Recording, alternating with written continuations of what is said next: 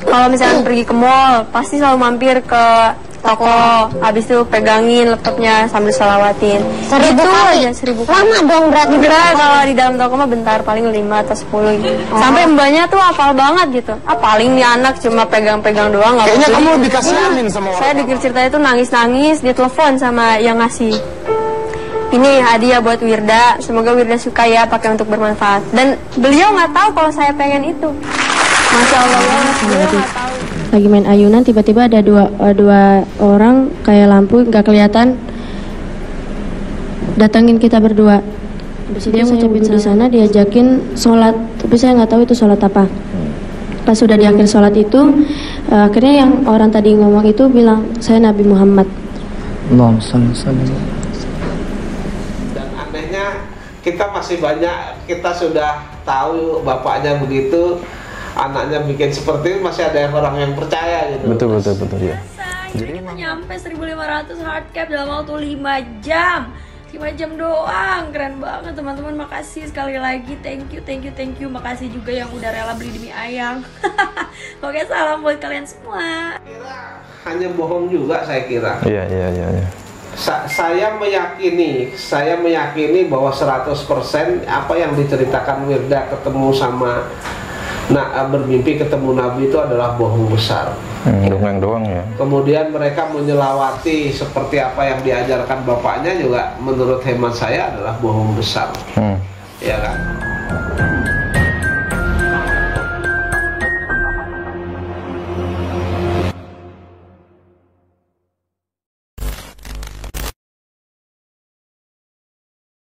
Baik, tentunya ini soal mengajarkan sholawat, kemudian meyakini dengan sholawat nanti akan mendapatkan segala yang apa yang kita inginkan ya. Misalkan kita ingin mobil, ya udah sholawat aja di showroom ya. Kita pengen laptop, ya udah kita ke toko laptop, sholawatin aja laptop. Nah ini ternyata juga diajarkan ke anaknya Wirda gitu Pak. Dan saya takutnya diusir satpam Mas. Ya kan? Diusir satpam dikira orang gila gitu kan? Iya. Kita ke showroom nih ya kan? Iya.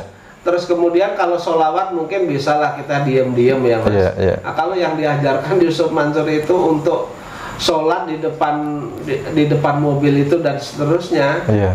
Itu saya kira orang showroom nanti akan marah itu. Mulai dikeplak nanti beli enggak gitu ya. Ya, pasti orang yang paling enak ya kalau itu yang paling keras mungkin didamprat, diusir. Ya. Tetapi yang paling lembut, Pak, di situ bukan tempat sholat kan begitu. Ya. Tempat sholat ada kita sediakan di sana, pasti gitu Mas. Baik. Iya. Baik. Ya. Ini Dan kita showroom kan bukan tempat sholat Mas. Iya, baik. Tempat sholat ada tersendiri kan Iya. gitu. Jadi bukti bahwasanya Wirda ini dari kecil ini sudah diajari bapaknya gitu Pak ya. Ya kehaluan seperti ini. Nah, ini memang Wirda ini memang salah satu anak dari Mansur yang mungkin berpotensi menjadi generasi penerus Yusuf Mansur dengan sifat-sifatnya, kehaluannya gitu ya, dengan bisnis-bisnisnya gitu ya. Ini sebenarnya kita putar saja video. Ini pada saat ini Wirda masih kecil di acara hitam putih Pak. Di acara hitam putih, di acara Deddy Corbuzier itu menceritakan pengen laptop gitu ya, pengen MacBook. Nah dia juga selawatin laptop terus di toko gitu Pak. Nah ini berikut Bapak gue bilang kayak gini benar kagak gitu. Anaknya aja ngeraguin gitu kan. Wah ya pokoknya harus dibuktikan lah perkataannya Bapak gitu kan. Ya udah akhirnya saya buktiin. Ya Allah pokoknya 2 minggu gimana pun caranya harus udah di tangan. Secepat mungkin 2 minggu harus udah di tangan. Mana ke caranya pokoknya harus udah di tangan. Akhirnya dawamin salawatan 1 hari 1000 kali. 1000 kali sambil diliatin. Gila, kan belum punya gitu kan. Iya akhirnya kalau misalnya pergi ke mall pasti selalu mampir ke toko, habis itu pegangin laptopnya sambil selawatin. 1000 kali? Aja 1000 kali. Lama dong berarti. Enggak, kalau di dalam toko mah bentar, paling 5 atau 10 gitu. Sampai mbaknya tuh hafal banget gitu. Paling nih anak cuma pegang-pegang doang. kayaknya kamu lebih kasihanin sama orang lama-lama. Ya udah, ya bodo amat lah ya. Akhirnya udah, begitu pulang lagi dawamin lagi. Sampai hari ke-14 udah 2 minggu nih. Dari pagi, siang, sore, malam gak ada tanda-tanda bakalan datang sama sekali. Ati itu udah, nah sia-sia dong gue salawatan nih. Sebenarnya salah juga nih niatnya. Karena niat saya bukan niat karena Allah gitu, niat karena laptop. Ini kan salah ya. Mestinya niat karena Allah, bukan ya, karena kalau laptop. dapat mau biarin aja lah salah. Iya, pokoknya gitu. Akhirnya mama ngajak ke mall. Wah, seneng dong. Mau diajak ke mall nih, jangan-jangan mama tahu gitu. Saya nggak ngerengek sama mama sama papa, Pah, mau minta ini, Pah, minta itu, Pah, kakak pengen laptop ini, Mah, pengen laptop ini, nggak pernah. Jadi sebenarnya mama juga nggak tahu kalau saya pengen itu, papa juga nggak tahu. Akhirnya kita sama-sama berangkat ke mall, kita makan malam, makan bareng. Saya izin mau ke toko, biasa seperti biasa, nyolawatin lagi. Mama bilang, mama nggak ikut ya kak? Kenapa emang? Malu sama mbaknya? Astagfirullah. Udah kan akhirnya masuklah. Ya Allah nih udah hari ke-14, udah 2 minggu. Belum ada tanda-tandanya sampai sekarang ya. Capek banget. Tunggu. Itu artinya mama kamu tahu atuh. Nggak tahu kalau misalkan emang pengen banget gitu, nggak tahu. Itu Kan berarti mau bolak-balik Iya. itu. Iya, karena kan setiap saya datang ke sana pasti ke situ lagi. Jadi menurut mama paling cuma lihat-lihat doang gitu. Terus akhirnya dapetnya dari? Ntar dong, ntar. nih ceritanya. Doanya gimana gitu? Ya lu dari ke-14 capek banget dah nih Iya, kabel gitu. bener. Kan waktu itu emang masih anak-anak yang masih polos gitu kan. Sekarang Masih nggak polos ya? mempertanya kan. Wah, kelihatannya gimana? Ya udah akhirnya keluar dari toko, sebenarnya ada perasaan sedih juga. Oh ternyata mama ngajak ke mall tuh nggak mau beliin gitu, cuma pengen makan doang. Ya udahlah, pulang ke rumah dengan hati pasrah. Bener-bener udah nggak mikir lagi bakalan dapat. Pokoknya wah kayaknya nih judulnya nggak bakalan dapet nih. Udahlah, cariin lah. Akhirnya pulang, papa kebetulan baru landing dari Kalimantan waktu itu. Dan seperti biasa, papa kalau pulang tuh pasti bawa besek gitu. Ada makanan, ada kerupuk gitu. Saya orang pertama yang pasti bakalan buka tentengan dari orang. Sampai rumah pasti saya ngubuk-ngubuk, buka. Kalau ada yang ngasih baju, ada yang ngasih makanan. Lalu pandangan saya tertuju sama kresek warna merah di atas meja. Pengen buka tapi paling isinya makanan lagi gitu.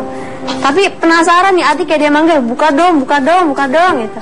Akhirnya saya ambil. Saya lihat, Masya Allah, ada 2 MacBook Air di situ. Ada 2 MacBook Air. Makanya sampai sini saya udah jerit-jerit kan. Masya Allah beneran ini 14 hari 2 minggu tank beneran ada. Padahal saya belum tahu itu buat siapa. Udah nangis-nangis, udah sujud syukur gitu.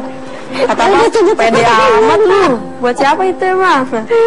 Akhirnya Papa cerita, ini nih kresek hampir ketinggalan di pesawat. Karena Papa emang gak demen kan nenteng-nenteng gitu, males banget nenteng-nenteng. Ada yang bilang, Ustadz ini buat Wirda, tolong sampein ke Wirda kalau udah nyampe di Jakarta.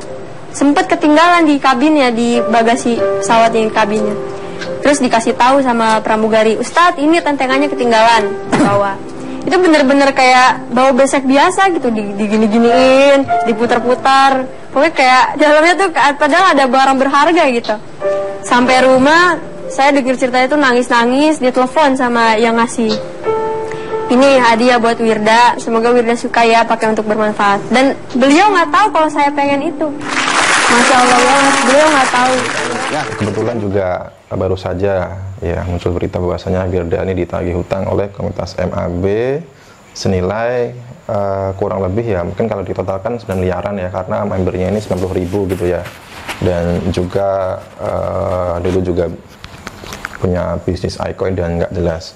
Nah ini kan disinyalir Wirda ini ya sebagai anak yang ya sifatnya agak jauh dari bapaknya gitu ya, bisnisnya. Nah ini terbukti video tadi gitu Pak. Nah, ini kan sama seperti apa yang diajarkan Yusuf Mansur nih Pak. Ya, peribahasa itu kan jelas mengatakan peribahasa bahwa buah itu jatuh tidak jauh dari pohonnya, pasti di sekitar pohon itu saja lah. Iya. Nah, menurut hemat saya kalau melihat video, kalau ngelihat track recordnya Wirda Mansur, yang mereka mengatakan bahwa mereka pernah bermimpi ketemu Nabi, kemudian pengen MacBook apa laptop itu ya hanya berselawat saja begitu ya. Ini sebenarnya menurut hemat saya adalah halu hasil dari copy paste bapaknya. Betul, jadi diajari dari kecil itu Pak ya? Iya, jadi diajari Kalau itu berhasil, saya kira hanya bohong juga, saya kira. Iya. Saya meyakini bahwa 100% apa yang diceritakan Wirda ketemu sama bermimpi ketemu Nabi itu adalah bohong besar. Dongeng doang ya. Kemudian mereka menyelawati seperti apa yang diajarkan bapaknya juga menurut hemat saya adalah bohong besar. Ya kan? Nah, karena apa?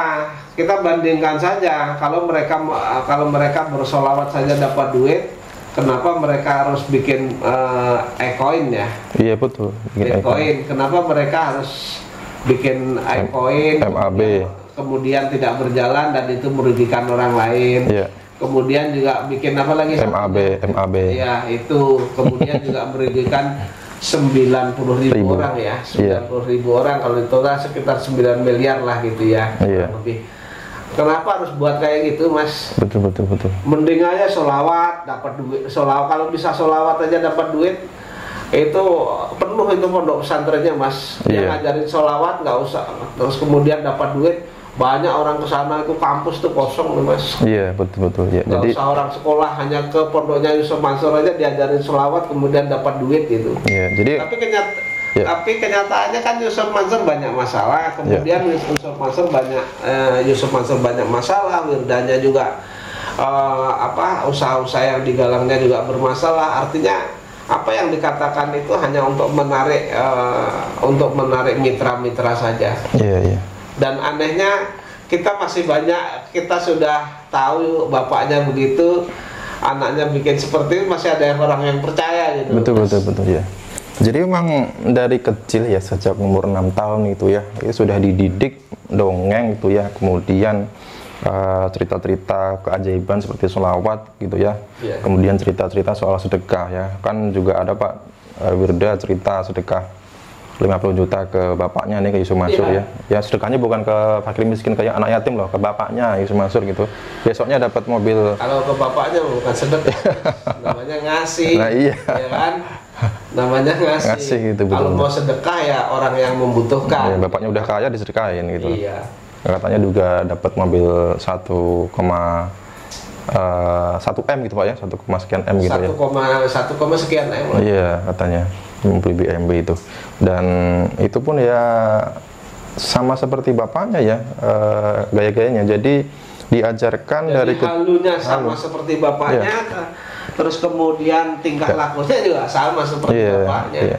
Jadi kecil umur 6 tahun sudah berani bercerita, bertemu Nabi dalam mimpi ya. Jadi supaya tujuannya masyarakat menganggap Wirda ini ya anak yang spesial gitu ya. Spesial, mempunyai kelebihan. Punya kelebihan gitu ya. Jadi banyak pengikutnya. Begitu banyak pengikutnya, diajak bisnis hilang, nggak jalan. Nah, sampai dengan ada kan yang buat surat terbuka minta pertanggungjawaban kan. Ini kan memalukan sebenarnya. Dan juga tapi mungkin Wirda Mansur dan keluarga Yusuf Mansur itu udah nggak ada malunya mungkin. Betul. Dan narasi-narasi ya, promosi Wirda Mansur kepada calon-calon korbannya ini ya. Ini mirip juga sama bapaknya. Ini Pak Jenny sudah nonton video saya Pak belum Pak yang reaction soal promosi Wirda itu Pak. Jadi Wirda itu kan bilang katanya MAB nanti akan jadi bisnis seumur hidup ya. Jadi membernya nanti dapat edukasi seumur hidup, bisa berbisnis seumur hidup gitu Pak ya. Katanya nggak usah perlu kuliah Pak, jadi ikut aja MAB gitu loh. Nanti sudah bisa jadi pengusaha, dan juga 100.000 ikut MAB. Nah ini bisa jadi 100 juta gitu katanya Pak. Nah ini kan berlebihan dan kebablasan Pak ya, ngawur ya. Kelebihan dan kebablasan ya. Dan kenyataannya kan 100.000 kepada 90.000 orang aja kan nggak dikembalikan. Iya betul. Iya kan. Iya.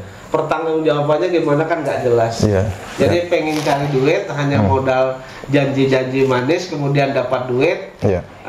Kemudian tidak ada tanggung jawabnya Mas. Iya. Jadi Pak ini juga sudah mengatakan bahwa itu termasuk indikasi penipuan Pak ya. Termasuk indikasi penipuan. Pidana karena orang-orang bilang bisnisnya berlaku seumur hidup Pak. Ya 3 tahun nggak jalan gitu loh. Dalam ketentuan hukum itu penipuan penggelapan itu, kalau penipuan itu adalah adanya janji-janji agar janji-janji kepada seseorang, kemudian orang itu mengeluarkan miliknya, ya, menyerahkan miliknya gitu. Betul. Terus kemudian ketika itu sudah dibawa kekuasaannya, mereka tidak melaksanakan apa yang dijanjikan. Jadi di sana kan unsur penipuannya seperti itu. Betul ya. Terus kemudian ketika sudah di tangannya diminta tidak diberikan, padahal itu seluruhnya atau sebagian milik orang lain, itu kan penggelapan di sana. Nah, kalau uang dari hasil nanti penipuan penggelapan, kalau itu sudah terbukti, kemudian dibelikan sesuatu misalnya untuk kepentingan pribadi, di sana terjadi TPPU-nya terbukti. Iya, baik Pak. Ya, cuma kan masalahnya ini per member ini kan ya cuma 100.000 gitu ya. Ya walaupun cuma 100.000, bagaimanapun itu 100.000 kali 90. Iya, betul Pak. 9 miliar. Iya, ya mungkin mengira ya uang yang dikeluarkan kan kecil Pak. Iya. Nah, kalau terjadi masalah seperti ini gitu ya, kalaupun harus maju ke pengadilan kan biaya juga gitu loh Pak. Mungkin ini yang sama seperti bapaknya ini sudah didesain gitu Pak ya. Ya sama seperti bapaknya mengatakan bahwa ada umroh merdeka, booking seat 3 juta, 3,5 juta ya kan, booking seatnya saja. Tapi ada 7.500 dan beberapa orang yang pernah ketemu sama saya, mereka mengatakan tidak pernah diberangkatkan. Bahkan saya pernah ketemu ada orang yang mereka ngumpulkan susah payah uang itu ingin mengumrohkan dirinya sendiri dan istrinya, kemudian orang tuanya sampai dengan saat ini tidak berangkat. Betul ya. Jadi ya mungkin pedoman dari Wirda ya sama bapaknya ini kecil-kecil bisa walaupun kecil-kecil tetapi ketika banyak kan jadi besar juga. Betul ya. Ya, bagi orang mungkin seolah-olah tidak terasa, tapi bagi dia banyak juga. Iya. Kecil-kecil lama-lama jadi bukit gitu ya. Nah, sedikit-sedikit lama-lama jadi bukit. Itu bukan nabung, tapi itu nipu. Kalau nabung bagus, sedikit lama-lama jadi bukit. Tetapi ketika mengajak orang lalu tidak bertanggung jawab, ya penipuan. Iya, baik. Ya, itu sudah sepantasnya kita memakai akal sehat kita, memakai logika kita ya. Jadi segala sesuatu yang terjadi saat ini ya, banyaknya korban yang muncul itu menjadi bentuk penyadar untuk kita ya, untuk menjauhi segala macam bisnis-bisnis dari keluarga Yusuf Mansur gitu. Baik. Hati-hatilah terhadap keluarga Yusuf Mansur, apakah itu bermitra bisnis, apakah nanti besanan, apakah ngambil mantu dan seterusnya. Ini kan jadi bahan pertimbangan orang. Iya betul. Ya. Kalau Yusuf Mansur kan saat ini masih ada bisnis warung steak gitu Pak ya, kemudian BPK Selamat dan lain-lain gitu ya. Kemudian kalau si Wirda ini kalau tidak salah masih punya bisnis skincare ya, kemudian bisnis travel ya, kemudian bisnis fashion juga masih ada. Nah ini sebagai bentuk sanksi sosial nih, masyarakat juga harusnya memboikot gitu Pak ya, nggak usah beli atau dikonsumsi gitu. Baik, saya kira sudah lama Pak perbincangan kita Pak, dan ini semoga saja bisa menjadi manfaat untuk teman-teman semuanya. Mungkin ada satu untuk Pak. Oke, cukup ya Pak ya. Baik, teman-teman terima kasih. Kita ketemu di kesempatan selanjutnya. Saya dan Pak Jenny dari Kota Wisata Jibur mengucapkan terima kasih. Wassalamualaikum warahmatullahi wabarakatuh.